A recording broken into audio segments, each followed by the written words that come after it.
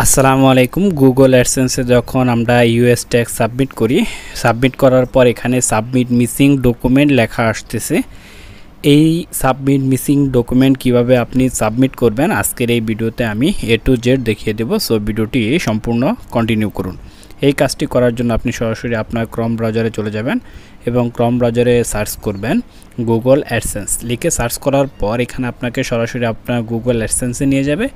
এখান থেকে আপনি উপরে উপরে আপনি 3 ডট লাইন পেয়ে যাবেন। এই 3 ডট লাইনে আপনি ট্যাপ করবেন। সো এই দেখুন উপরে 3 ডট লাইন, এই 3 ডট লাইনে ট্যাপ করবেন। তারপর এখানে আপনি পেমেন্ট অপশন পেয়ে যাবেন। সো এই যে দেখতে পাচ্ছেন পেমেন্ট অপশন। সো পেমেন্ট অপশনে ট্যাপ করুন। যখন আপনি পেমেন্ট অপশনে ট্যাপ করবেন তখন এখানে আপনি পেয়ে যাবেন পেমেন্ট ইনফো। এই পেমেন্টস ইনফোতে আপনি ট্যাপ করবেন। সো ট্যাপ করুন।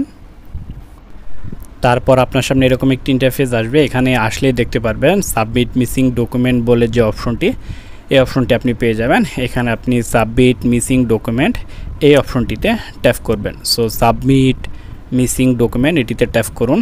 ট্যাপ করার পর এখানে আপনি দেখবেন আপলোড লেখা আছে।